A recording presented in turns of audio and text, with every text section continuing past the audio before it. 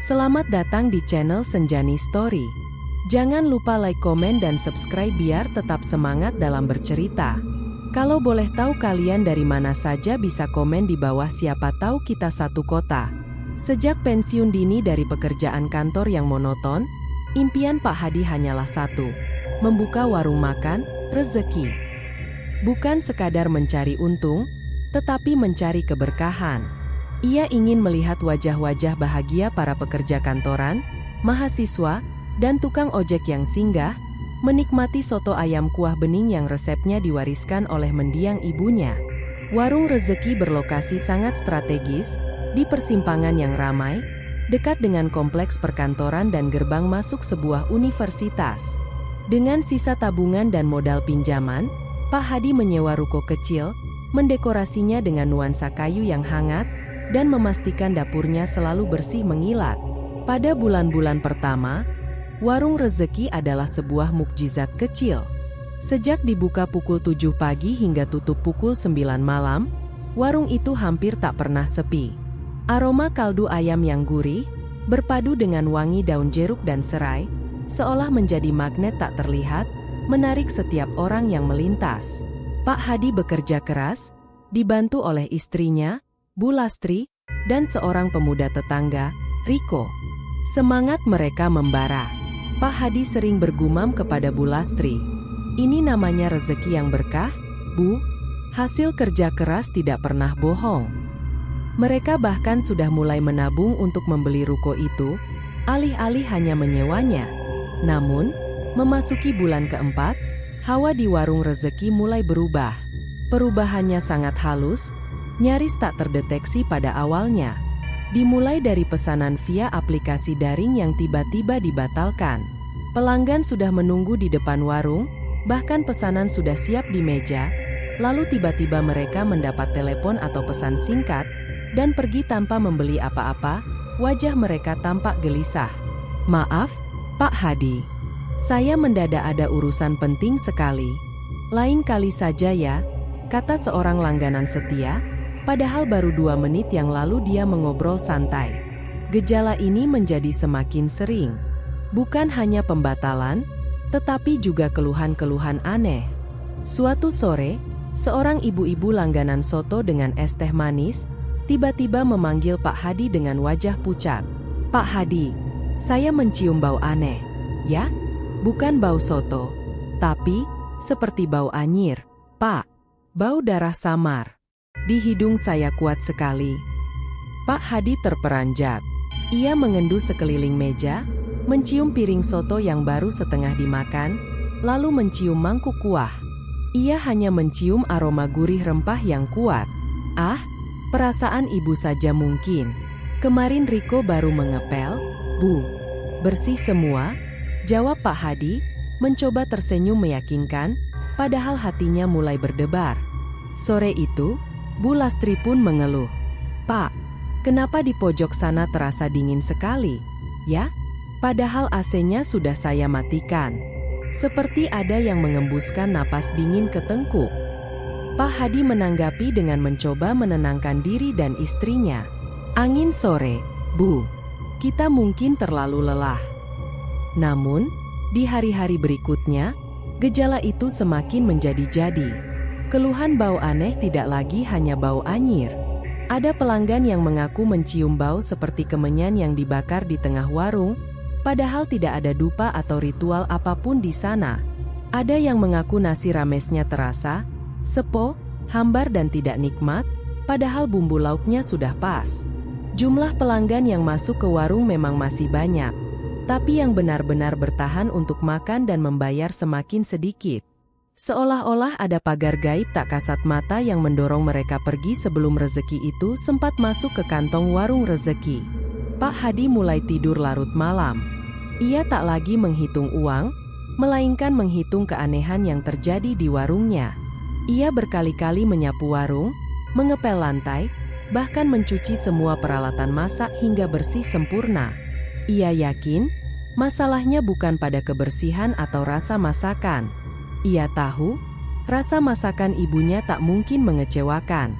Malam itu, setelah Riko pulang dan Bu Lastri tertidur, Pak Hadi duduk sendirian di meja kasir yang sepi. Angin malam berembus pelan, tapi ia merasa seluruh ruangan itu menekan. Matanya tertuju pada sebuah foto kecil ibunya yang terpajang di dinding, seolah meminta petunjuk. Ia menarik napas dalam-dalam, mencoba mengenyahkan pikiran-pikiran irasional. Tapi kemudian, dari sudut dapur yang gelap, ia mendengar suara. Bukan suara tikus, bukan suara piring jatuh. Itu adalah suara kekeh pelan, seperti tawa cekikikan seorang anak kecil, tapi dengan nada yang sangat tua dan dingin. Tawa itu menghilang secepat ia muncul, meninggalkan Pak Hadi duduk membeku di tengah warungnya sendiri. Pak Hadi tahu, warung rezeki bukan lagi tempat yang berkah. Ada sesuatu yang jahat dan misterius yang bersarang, siap merenggut segalanya. Kekeh dingin di malam itu menjadi pembuka teror yang sesungguhnya. Jika sebelumnya gangguan hanya berupa pembatalan rezeki dan bau-bauan, kini teror itu mulai berani menampakkan wujud fisik dan merusak secara langsung. Pagi hari adalah waktu warung rezeki paling sibuk. Tiba-tiba, tanpa sebab, rak piring yang tertutup di dapur bergetar hebat. Tidak ada gempa, tidak ada truk besar melintas, tetapi tumpukan piring keramik itu meluncur jatuh. Pecah berserakan, meninggalkan Bu Lastri menjerit kaget. Kerugian materi memang tidak seberapa, tetapi rasa ngeri itu jauh lebih mahal. Kejadian ini terulang. Gelas kaca yang baru saja dicuci Riko, tiba-tiba terlempar dari rak pengering, hancur berkeping-keping. Ini tidak mungkin. Pak, ada yang melemparnya? Teriak Riko, wajahnya pucat pasi. Pak Hadi hanya bisa mengangguk pelan, tanpa bisa membantah. Namun, yang paling menghancurkan semangat Pak Hadi adalah gangguan pada makanan itu sendiri. Suatu siang, warung rezeki kedatangan rombongan pegawai bank. Mereka memesan 15 porsi soto dan nasi rames. Semua berjalan lancar hingga salah satu pegawai, Bapak Parubaya yang tampak berwibawa, tiba-tiba tersedak dan memuntahkan isian mulutnya. Pak Hadi, apa-apaan ini? Kenapa soto saya rasanya seperti air comberan? Pahit, busuk, dan ada rasa seperti tanah. Bentaknya, suaranya menggelegar di tengah keramaian. Beberapa pelanggan lain mencicipi soto mereka, dan raut wajah mereka berubah jijik. Kuah soto yang semula bening kekuningan, di mata mereka seolah berubah menjadi keruh, dan aroma wangi rempah berubah menjadi bau kotoran yang memuakan. Seluruh rombongan itu pergi, meninggalkan uang yang mereka tabur di meja, seolah tak sudi memegang uang kembalian. Hari itu adalah titik terendah.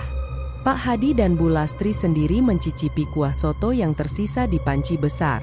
Rasanya normal, gurih, hangat, dan nikmat. Tetapi mengapa para pelanggan merasakan hal yang sebaliknya? Mereka menyadari, makhluk halus itu tidak merusak fisik makanan, melainkan merusak persepsi orang yang memakannya. Mereka dijahili dengan sihir penglihatan dan penciuman, sebuah serangan langsung ke rezeki mereka. Pak Hadi mencoba segala upaya logis yang dia tahu. Dia mendatangkan tukang bangunan untuk memeriksa pondasi, dia memanggil tukang ledeng untuk memeriksa saluran air, dia bahkan membeli pengharum ruangan termahal. Dia bahkan memasak menu baru, mencoba peruntungan dengan resep lain. Namun, semua upaya itu nihil. Warung tetap sepi. Pelanggan yang masuk, langsung keluar. Warung rezeki yang semula adalah impian, kini menjadi tempat yang dingin, sunyi, dan penuh ketakutan. Pak Hadi sering mendapati dirinya menatap nanar ke arah dapur, berharap melihat wujud si pengganggu itu, agar dia bisa melawan. Suatu malam, ia sedang menghitung sisa hasil jualan hari itu. Uang di kasir hanya tersisa beberapa lembar. Ia memasukkan semua uang itu ke dalam kotak kayu, menguncinya, dan menyimpannya di bawah laci kasir. Ia yakin, kotak itu aman. Keesokan paginya, ketika ia membuka kotak kayu itu, ia terhenyak. Kotak itu terbuka. Tidak ada tanda-tanda paksaan atau kerusakan pada kunci, namun isinya kosong. Tidak semua uangnya hilang, hanya lembaran-lembaran yang bernilai besar. Uang receh dan uang kertas lusuh ditinggalkan, Seolah si pencuri itu hanya ingin mengambil yang berharga, atau mungkin hanya ingin menggoda. Ini bukan lagi tentang rezeki, tetapi tentang harga diri dan mental. Pak Hadi tidak tidur nyenyak selama berminggu-minggu. Setiap malam ia merasakan kehadiran dingin yang menatapnya dari balik tirai. Ia mulai jarang tersenyum, badannya kurus. Bu Lastri memohon agar mereka menutup warung dan mencari pekerjaan lain. Kita sudah habis, Pak. Kita sudah kalah. Mungkin memang rezeki kita bukan di sini, kata Bu Lastri sambil menangis di pelukan suaminya. Pak Hadi memeluk istrinya erat-erat.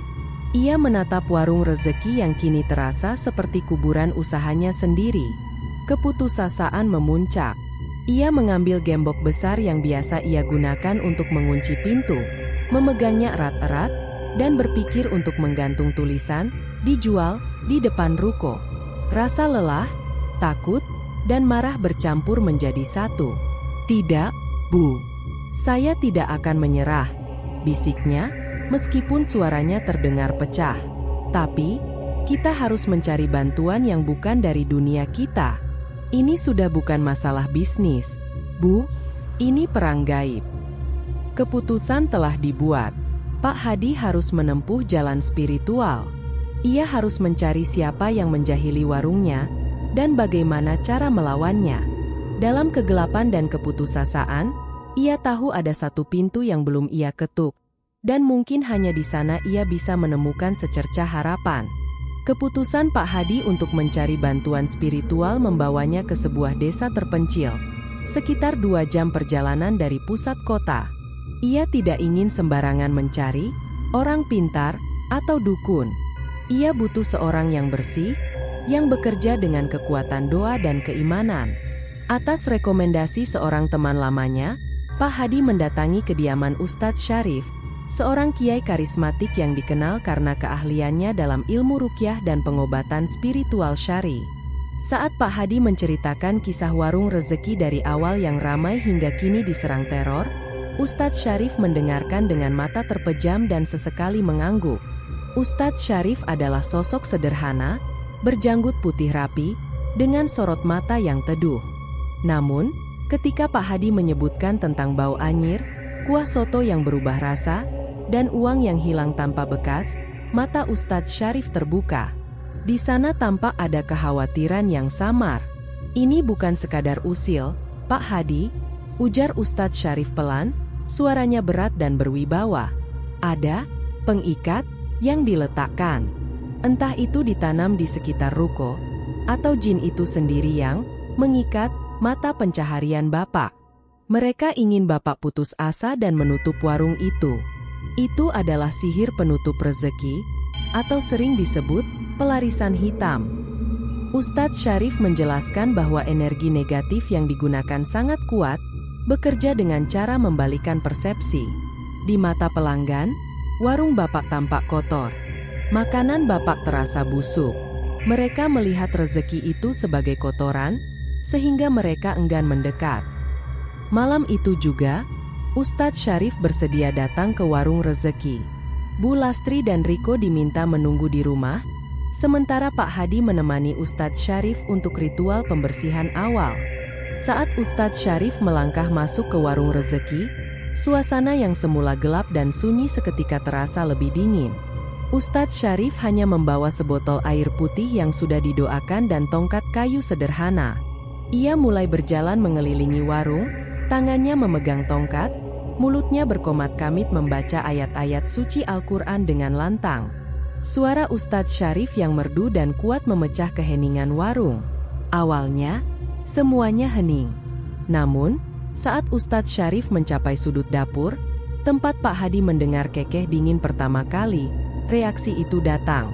Tiba-tiba, lampu bohlam di atas panci soto berkedip-kedip kencang, lalu meledak dengan bunyi pop yang keras, meninggalkan dapur dalam kegelapan parsial.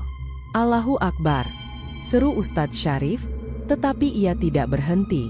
Ia meningkatkan suaranya, melantunkan ayat-ayat ruqyah dengan lebih tegas.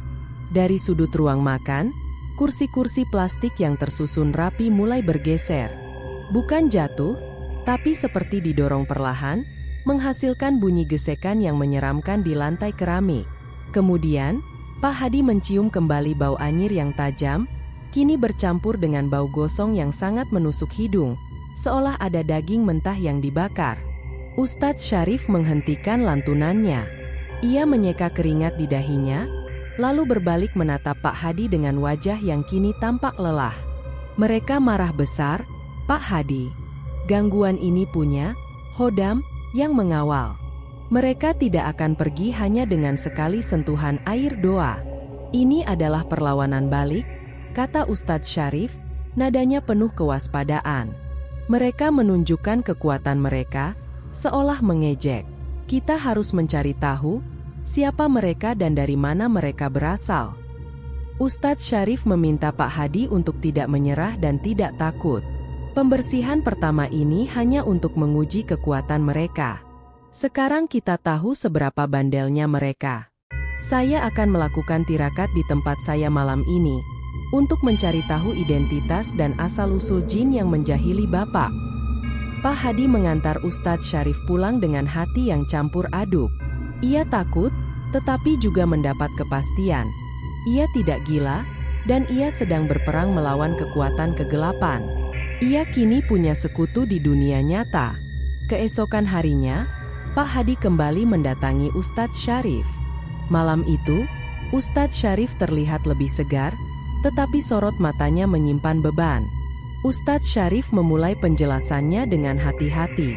Gangguan di warung Bapak adalah kiriman, Pak. Dikerjakan oleh seseorang yang menyimpan dengki dan iri hati yang sangat dalam atas rezeki Bapak. Mereka menggunakan jin kafir dari golongan jin ifrit, yang diberi tugas khusus untuk mengikat dan mematikan usaha. Menurut Ustadz Syarif, jin ifrit ini memiliki tempat tinggal gaib di sekitar warung rezeki, mungkin di pohon besar di belakang ruko atau di persimpangan jalan, tetapi ia diikat oleh perapal sihir si pengirim. Tugas utamanya adalah menciptakan ilusi kebusukan pada makanan dan menakut-nakuti pelanggan. Musuh Bapak menggunakan kekuatan alam dan sihir untuk rezeki. Ini adalah pertarungan yang berat, jelas Ustadz Syarif. Saat saya bacakan ayat suci, jin itu berteriak dalam bahasa mereka, menyatakan bahwa dia tidak akan pergi karena dia sudah dibayar mahal, dan dia terikat janji dengan pengirimnya. Rasa marah membakar dada Pak Hadi. Ia bertanya, siapa dia, Tuan Ustadz? Siapa yang tega melakukan ini? Ustadz Syarif menggeleng. Saya hanya melihat bayangan samar dan hawa dendam, Pak. Saya melihat sosoknya adalah pesaing Bapak. Saya tidak bisa menyebut nama, itu bukan cara saya. Itu hanya akan memunculkan dendam di hati Bapak, dan dendam adalah makanan bagi jin kafir itu. Jika Bapak dendam, Bapak akan kalah sebelum berperang. Ustadz Syarif menekankan, ini adalah ujian keimanan terbesar bagi Pak Hadi. Konflik batin Pak Hadi memuncak. Di satu sisi ia ingin tahu nama si pengirim untuk menuntut balas, di sisi lain ia tahu bahwa kemarahan hanya akan memperkuat sihir. Ia memilih untuk menahan diri. Lalu, apa yang harus saya lakukan, Ustadz? Apakah ada cara untuk mengusirnya sepenuhnya? Tanya Pak Hadi, suaranya penuh harapan. Ustadz Syarif menarik napas panjang. Jin itu kuat dan terikat oleh janji. Kita tidak bisa menghancurkannya, tapi kita bisa membuat warung Bapak kebal dan bersinar, sehingga jin itu tidak bisa masuk atau mendekat. Ia harus dikalahkan bukan oleh kekuatan saya, tapi oleh kekuatan iman Bapak sendiri. Ustadz Syarif kemudian memberikan petunjuk yang sangat penting. Ia menyarankan Pak Hadi untuk tidak tidur larut malam, tetapi justru memanfaatkan waktu sepertiga malam terakhir. Bangun dan syalatlah, Pak Hadi. Baca surah Al-Baqarah, ayat-ayat kursi, dan jadikan warung Bapak seperti musola kecil yang penuh cahaya. Selain itu, tanamkan keyakinan bahwa warung Bapak dilindungi. Perlindungan Allah lebih kuat daripada perjanjian sihir manapun. Pak Hadi pulang dengan bekal spiritual yang baru. Malam itu, ia mencoba mengikuti saran Ustadz Syarif. Ia sholat tahajud di tengah warung rezeki yang gelap, Dengan gemetar ia mulai membaca surah Al-Baqarah. Di tengah lantunan ayat-ayat suci itu, ketika Pak Hadi mencapai ayat tentang benteng pertahanan, ia merasakan hawa dingin itu kembali. Namun kali ini berbeda. Hawa dingin itu seperti terhalang oleh sebuah dinding tak terlihat. Di kegelapan malam, ia merasakan desahan panjang, seperti ada yang mencoba masuk tetapi gagal. Saat ia menutup doanya, tiba-tiba Pak Hadi melihat sekelebat bayangan di ambang pintu warung.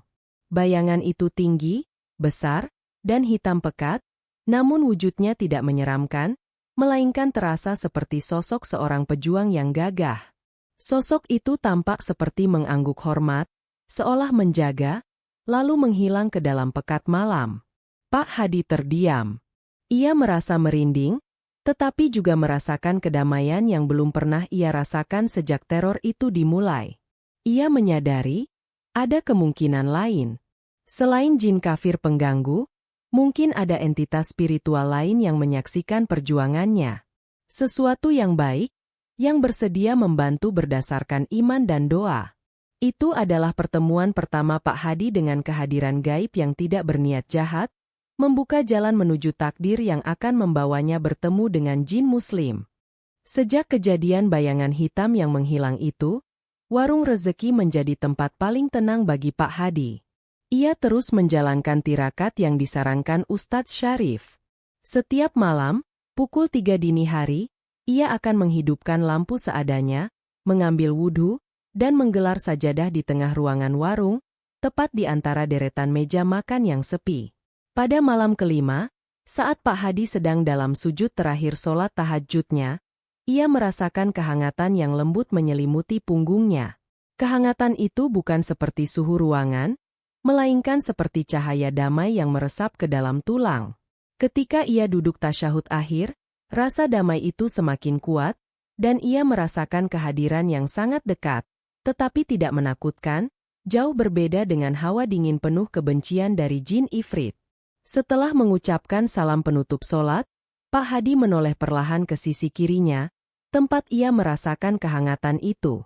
Ia tidak melihat sosok fisik, tetapi ia melihat pantulan cahaya yang sangat lembut, seperti kabut tebal berwarna perak, yang memadat menjadi siluet seorang pria berjubah putih yang bersila di atas meja kasir, tempat uangnya sering dicuri.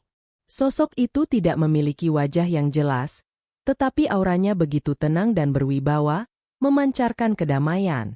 Lalu, sebuah suara yang terdengar seperti gema lembut, namun jelas di dalam benaknya, berbicara tanpa menggerakkan bibir. Assalamualaikum, wahai hamba Allah yang gigih. Pak Hadi terhenyak, tetapi tidak terkejut. Kedamaian yang dipancarkan sosok itu melenyapkan semua ketakutannya. Ia menjawab salam itu dengan suara bergetar. Waalaikumsalam. Siapakah Anda? Tanya Pak Hadi. Sosok gaib itu seolah tersenyum. Aku hanyalah salah satu hambanya yang ditugaskan menjaga area ini. Kami, kelompok jin muslim di sini, merasa terganggu oleh keributan yang disebabkan oleh jin kafir utusan sihir itu. Mereka mengotori tempat yang seharusnya bersih dengan hawa kemusyrikan dan iri hati. Jin muslim itu menjelaskan bahwa ia dan kelompoknya, yang ia sebut sebagai Jamaah Thayyibah, telah lama mengamati perjuangan Pak Hadi. Mereka melihat ketulusan Pak Hadi dalam mencari rezeki yang berkah dan usaha kerasnya melawan keputusasaan, terutama dengan kembali kepada ajaran agama. Kami bisa membantu mengusir mereka sepenuhnya, memutus ikatan sihir yang mengikat rezeki warungmu. Tetapi ada syarat yang harus kau penuhi, wahai Pak Hadi, kata jin muslim itu. Suaranya terdengar seperti sebuah perjanjian serius. Apapun syaratnya, Tuan. Jika ini demi kelangsungan usaha yang halal, saya akan penuhi, jawab Pak Hadi, kini berbicara dengan keyakinan yang pulih. Syaratnya sederhana, namun wajib, dan tidak boleh kau langgar. Pertama, warung ini harus menjadi benteng cahaya. Kau harus terus memenuhi tempat ini dengan lantunan ayat suci dan ibadah. Jangan pernah tinggalkan sholat tepat waktu, bahkan di tengah kesibukan. Kedua, warung ini harus selalu dijaga dari hati yang kotor. Artinya, Kau tidak boleh menyimpan dendam terhadap si pengirim sihir itu. Biarkan Allah yang membalas. Hatimu harus bersih. Dan ketiga, setiap masakan yang kau hidangkan harus selalu diawali dengan bismillah yang tulus, agar ia menjadi berkah dan benteng bagi pelangganmu dari segala keburukan jin ifrit yang akan selalu mencoba kembali. Jin Muslim itu memberitahu Pak Hadi bahwa tugasnya dan kelompoknya adalah menyingkirkan, pengikat, sihir yang ditanam di sekitar ruko, tetapi perlindungan permanen harus datang dari Pak Hadi sendiri. Sosok itu kemudian memberikan instruksi spesifik yang sangat mudah, meletakkan satu mangkuk air di sudut dapur dan membacakan surah Al-Fatihah, ayat kursi, dan 3 kul di atasnya setiap menjelang syubuh. Setelah menyampaikan semua pesan itu, siluet perak itu mulai memudar, kembali menjadi kabut cahaya yang perlahan menghilang bersamaan dengan azan syubuh yang mulai berkumandang dari kejauhan. Pak Hadi berdiri, tubuhnya gemetar bukan karena takut, melainkan karena harapan dan janji pertolongan yang baru saja ia terima.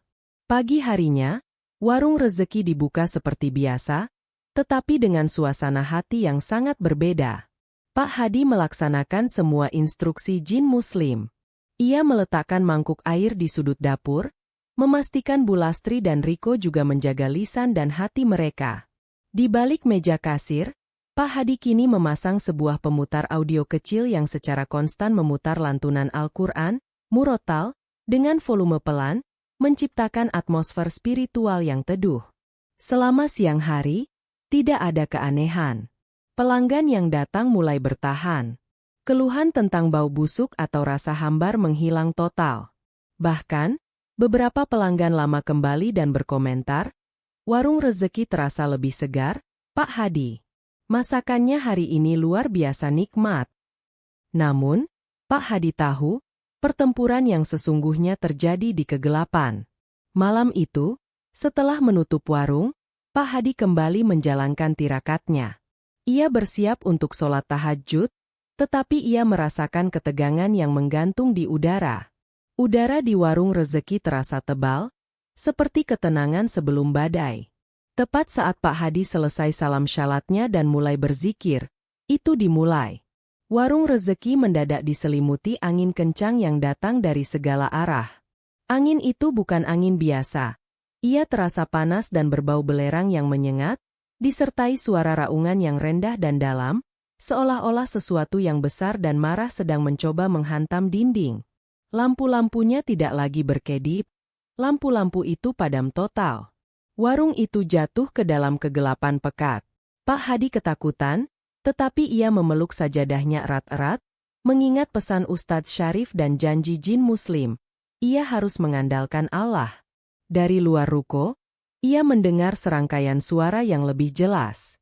Bukan lagi raungan, tetapi suara jeritan kesakitan yang melengking tinggi, disusul oleh suara gemerincing besi yang saling beradu, dan kemudian, ia mendengar lantunan yang kuat dan serentak. Itu adalah lantunan zikir dan ayat-ayat suci, tetapi ia tahu, itu bukan suara manusia. Itu adalah suara jamaah Taibah pimpinan jin Muslim, sedang memerangi musuhnya. Pertempuran itu berlangsung singkat namun brutal. Meja-meja bergeser keras, kursi-kursi berjatuhan, bahkan panci soto yang besar di dapur mengeluarkan bunyi dentuman keras, seolah ditendang oleh sesuatu yang memiliki kekuatan fisik luar biasa. Pak Hadi hanya bisa meringkuk, memejamkan mata, dan terus mengulang zikir yang ia tahu, tenggelam di antara kebisingan gaib.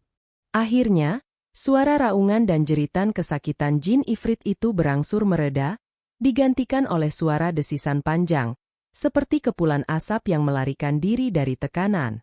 Suara pertempuran pun mereda total, dan hanya menyisakan keheningan yang mencekam dan bau belerang yang perlahan menghilang. Tiba-tiba, lampu di warung kembali menyala, seolah tidak pernah padam. Pak Hadi membuka mata dan mendapati warungnya berantakan. Piring-piring jatuh dari rak, kursi-kursi terbalik, dan mangkuk air di sudut dapur kini tampak keruh dan sedikit berasap. Namun, bau anyir yang selama ini menjadi ciri khas sihir pelarisan telah hilang sepenuhnya, digantikan oleh aroma rempah soto yang samar dan bau udara pagi yang bersih. Warung rezeki terasa lega, seolah baru saja bernapas setelah tercekik lama. Pak Hadi tahu, pertempuran telah usai. Jin Muslim dan jamaah Thayyibah telah memenangkan pertempuran, menyingkirkan jin ifrit dan memutus ikatan sihir itu. Kini, warung rezeki telah kembali menjadi miliknya sepenuhnya, dilindungi oleh cahaya yang tak terlihat. Ia hanya perlu menepati janjinya. Keesokan harinya, warung rezeki lahir kembali. Pintu dibuka, dan keajaiban yang nyata terjadi di bawah sinar matahari. Keramaian yang dulu hilang, kini kembali berdentum. Pelanggan berdatangan seperti air bah. Antrean mengular hingga keluar ruko. Riko dan Bu Lastri kebingungan, kewalahan melayani pesanan soto dan nasi rames yang tak henti-hentinya. Pak Hadi, tumben sekali. Ada apa ini? Seru Riko sambil menyeka keringat dan bergegas mencuci piring. Pak Hadi hanya tersenyum tenang. Ia tahu ini adalah hasil dari pertempuran spiritual semalam. Ia hanya menjawab, "Alhamdulillah, Riko. Ini rezeki dari Allah. Jangan lupa, setiap kali kita menyajikan, ucapkan bismillah dalam hati. Itu yang penting." Warung rezeki menjadi buah bibir. Pelanggan berkomentar bahwa rasa soto kini lebih sedap, kuahnya lebih nendang, dan suasana warung terasa nyaman, hangat, dan damai, jauh dari hawa dingin mencekam yang mereka rasakan beberapa bulan lalu. Keuntungan warung rezeki melonjak tajam, bahkan melampaui bulan-bulan pertamanya yang paling sukses. Pak Hadi mulai bisa melunasi utang pinjamannya dan menyisihkan dana untuk membeli ruko itu, mewujudkan impiannya. Namun, keberhasilan ini membawa ujian baru, ujian keimanan. Dengan warung yang sangat ramai, Pak Hadi mulai kesulitan menepati janji-janjinya kepada jin Muslim, terutama tentang sholat tepat waktu. Beberapa kali, saat waktu zuhur tiba, pelanggan masih membanjiri warungnya. Ia terpaksa menunda sholat hingga asyar, dengan alasan, kasihan pelanggan yang sudah menunggu, nanti rezeki lari lagi. Sikap lalai ini segera memberikan konsekuensi. Pada suatu malam, Pak Hadi kembali mendengar suara. Bukan raungan marah, melainkan suara teguran yang pelan namun sangat keras dan menusuk di benaknya. "Wahai Pak Hadi, kau mulai melupakan perjanjianmu. Kau telah menukar keabadian dengan kesenangan sesaat. Apakah kau lupa siapa yang membantumu?" Pak Hadi terbangun dari tidurnya dengan jantung berdebar kencang. Ia segera menuju warung rezeki yang gelap. Di sana, ia melihat mangkuk air di sudut dapur yang selama ini selalu ia penuhi, kini kosong dan terbalik di lantai. Keesokan harinya, warung rezeki tetap ramai, tetapi ada kejanggalan kecil yang kembali. Dua pelanggan tiba-tiba mengeluh es teh mereka terasa tawar. Satu porsi nasi rames diakui kurang asin, padahal bumbu sudah sesuai takaran. Gangguan itu kecil, tetapi itu adalah peringatan. Jin ifrit utusan sihir memang telah pergi, tetapi jin Muslim dan jamaah Thayyibah yang menjaganya juga menunjukkan sikap mundur karena Pak Hadi melanggar janji. Sore itu, Pak Hadi kembali ke Ustadz Syarif. Ia menceritakan segalanya, dari pertemuan dengan jin Muslim hingga teguran berupa mangkuk air yang terbalik. Ustadz Syarif tersenyum maklum. "Inilah ujian rezeki, Pak Hadi. Jin Muslim itu bukan penjaga abadi. Mereka adalah cermin dari amalmu. Jika kau menjauhi Allah, mereka akan menjauhimu. Mereka mundur karena mereka tahu, jika kau lalai dalam ibadah, bentengmu akan rapuh, dan jin kafir itu akan segera kembali." Ustadz Syarif tidak memberikan doa baru. Ia hanya memberikan nasihat yang menghujam jiwa Pak Hadi. "Pilih, Pak Hadi, kekayaan dunia yang sebentar, atau keberkahan abadi? Jangan biarkan rezeki membuatmu buta akan sang pemberi rezeki." Pak Hadi pulang dengan tekad yang bulat. Ia menyadari, ia telah terjebak dalam godaan yang lebih halus daripada sihir, godaan kesibukan. Ia kembali ke warung rezeki, mengambil mangkuk air itu, dan menatanya kembali. Ia membuat janji dalam hati. Ia tidak akan melupakan janji itu lagi. Mulai hari itu, warung rezeki memasang tanda kecil di dinding, bertuliskan, Mohon maaf, saat waktu sholat tiba, pelayanan akan dihentikan sementara. Terima kasih atas pengertiannya. Ketika waktu zuhur tiba, Pak Hadi menghentikan semua kegiatan, menyuruh Riko dan Bu Lastri mengambil wudhu, dan mereka sholat berjamaah di warung, dengan lantunan Al-Quran yang memenuhi ruangan. Pelanggan yang datang tertegun, tetapi mereka menunggu dengan sabar. Tak ada yang marah. Mereka justru merasa segan dan terhormat. Pak Hadi telah lulus ujian keimanan. Ia memilih berkah daripada kuantitas, dan keputusan itu segera mendatangkan hasil yang jauh lebih manis. Setelah warung rezeki kembali memprioritaskan ibadah di atas kesibukan, keberkahan itu kembali sepenuhnya. Pintu warung memang sempat tutup selama 15-20 menit saat waktu sholat tiba, tetapi para pelanggan justru rela menunggu di luar, mengantre untuk mencicipi soto yang kini dianggap orang-orang memiliki rasa yang jujur dan sangat menenangkan hati. Keberkahan warung rezeki bukan lagi sekadar ramai, tetapi juga dalam rasa syukur dan kedamaian hati Pak Hadi dan Bu Lastri. Mereka tidak lagi cemas akan rezeki, karena mereka tahu, rezeki itu dijaga oleh kekuatan yang tak terhingga. Terkadang, di malam hari setelah warung rezeki tutup dan dibersihkan, Pak Hadi masih merasakan kehangatan yang lembut. Ia tidak lagi melihat siluet perak itu, tetapi ia yakin, jamaah Thayyibah tetap menjaga warung rezeki dari kejauhan, selama ia menepati janjinya.